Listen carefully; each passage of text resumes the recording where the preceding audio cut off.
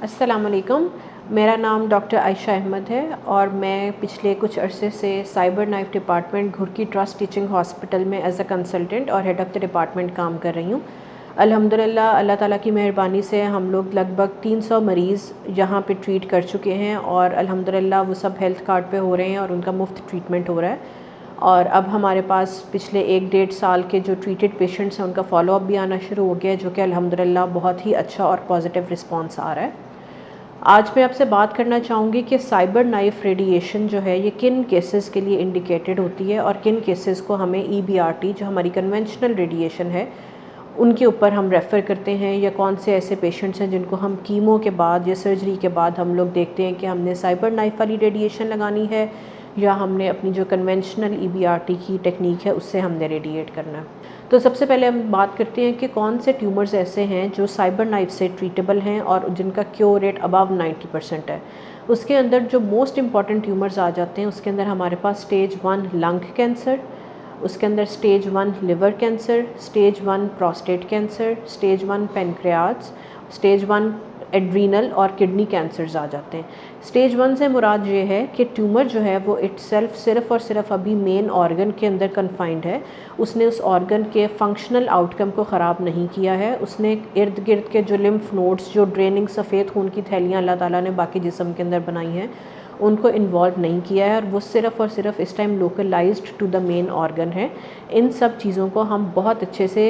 खाली रेडिएशन से कवर कर सकते हैं। इसके अलावा अगर हम बात करें कि प्राइमरी ट्यूमर्स के अलावा और कौन से ऐसे ट्यूमर्स हैं जो हम रेडिएट कर सकते हैं, तो हम बात करते हैं कि मेटास्टैटिक लीजन्स जब आ जाते हैं। मेटास्टैटिक लीजन से मुराद ये है कि एक ट्यूमर बेसिक जगह से उठ के किसी और ऑर्गन को उसने इन्वेड कर दिया है, तो हम वहाँ भी कर सकते हैं। अब उसके अंदर हम बात करें तो हम लंग मेट्स को ट्रीट कर सकते हैं, लिवर मेट्स को ट्रीट कर सकते हैं, एड्रीनल मेट्स बहुत अच्छे जो है वो काबिल इलाज होते हैं साइबर नाइफ़ से। और जो बहुत ज़्यादा बल्क हमारी पेशेंट पॉपुलेशन में आता है वो ब्रेन मेट्स के साथ और स्पाइनल मेट्स के साथ आता है कि अगर छाती का किसी को कैंसर है वो अनफॉर्चुनेटली ब्रेन के अंदर चला गया है, तो अब ज़ाहिर है हम उसमें सर्जरी नहीं प्रेफर करेंगे, या पेशेंट की इस काबिल वो इस हालत में नहीं है कि वो सर्जरी टॉलरेट कर सकेगा, तो हम उसको SRS से, जिसको हम स्टीरियोटैक्टिक रेडियो सर्जरी के नाम से भी जानते हैं, हम उससे उसको रेडिएशन करके उसकी साइबर नाइफ़ के थ्रू से ख़त्म करने की कोशिश करेंगे। इसके अलावा अगर हम बात करें तो बहुत सारे बोन ट्यूमर्स ऐसे हैं जिनको हम साइबर नाइफ़ से रेडिएट कर सकते हैं, जिसके अंदर कॉर्डोमा बड़े इंपॉर्टेंट एक चीज़ है, जो बहुत सारी हमारे केसेस में कॉर्डोमा के साथ पेशेंट इंट्राक्रेनियल जो ब्रेन के अंदर होते हैं और जो स्पाइनल कॉर्डोमाज होते हैं उनके साथ प्रेजेंट कर रहे होते हैं। अगर हम ब्रेन ट्यूमर्स की बात करें तो हमारे पास 2 तरह के ट्यूमर्स आते हैं। एक होते हैं बेनाइन, जिनको हम आम ज़ुबान में बग़ैर जड़ों का ट्यूमर कहते हैं, और एक होता है मेलिग्नेंट, जिसको जड़ों वाले ट्यूमर समझा जाता है। अब जो मेलिग्नेंट ट्यूमर्स हैं ये प्राइमरी ब्रेन के ट्यूमर्स भी हो सकते हैं और ये सेकेंडरी भी हो सकते हैं। प्राइमरी से मुराद ये कि जो दिमाग इटसेल्फ अपने हैं,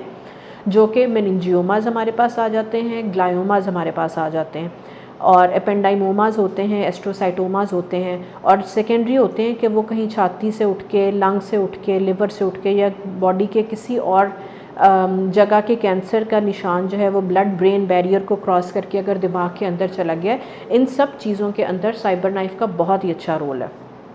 दूसरी तरह के जो हमारे बेनाइन ट्यूमर्स आ जाते हैं उसके अंदर होता है कि ये बग़ैर जड़ों के ट्यूमर हैं, जैसे ऑप्टिक पाथवे के ट्यूमर्स आ जाते हैं। अमूमन हमारे पास फंक्शनल, नॉन फंक्शनल एडिनोमाज आ जाते हैं। इसके अलावा हमारे पास जो ट्राइजेमिनल न्यूरैल्जियाज आ जाते हैं, और इसके अलावा श्वानोमाज आते हैं हमारे पास, या हमारे पास साइकोस्टिक न्यूरोमाज के नाम से भी हम उनको जानते हैं, या मेनिंजियोमाज हमारे पास आ जाते हैं। इन सब चीज़ों को हम साइबर नाइफ़ से बहुत ही अच्छा ट्रीट कर सकते हैं। जो हमारे पास ब्रेन ट्यूमर्स होते हैं, अमूमन जो हमारे पास जड़ों वाले ब्रेन ट्यूमर्स होते हैं, उनकी हम जो कन्वेंशनल ट्रीटमेंट करते हैं उसके अंदर हम सर्जरी को हमेशा पहले नंबर पे रखते हैं,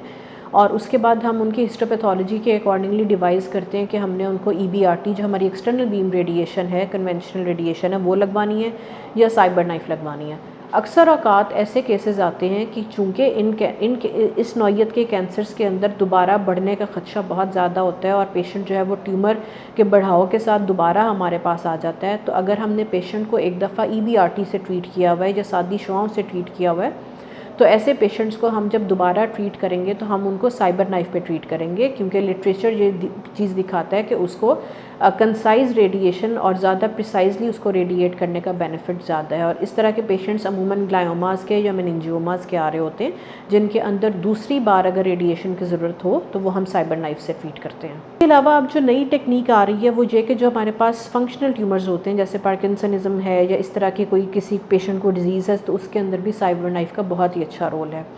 एक मसला जिसके लिए हमारे पास न्यूरोसर्जन्स बहुत ज़्यादा पेशेंट रेफ़र करते हैं वो AVM है, कि खून की जो नालियाँ होती हैं उनका एक नॉर्मल से ज़रा हट के उनका जो एक फॉर्मेशन होती है उसको हम AVM बोल रहे होते हैं, आर्टीरियो वीनस मैलफॉर्मेशन। वो भी बहुत अच्छी जो है वो ट्रीटेबल होती है साइबर नाइफ के ज़रिए। अमूमन उन पेशेंट्स में जिनमें ब्लीडिंग का रिस्क बहुत ज़्यादा होता है, जैसे न्यूरोसर्जन जो है वो इस बात से डिनाई कर देता है कि अगर हम इस पेशेंट को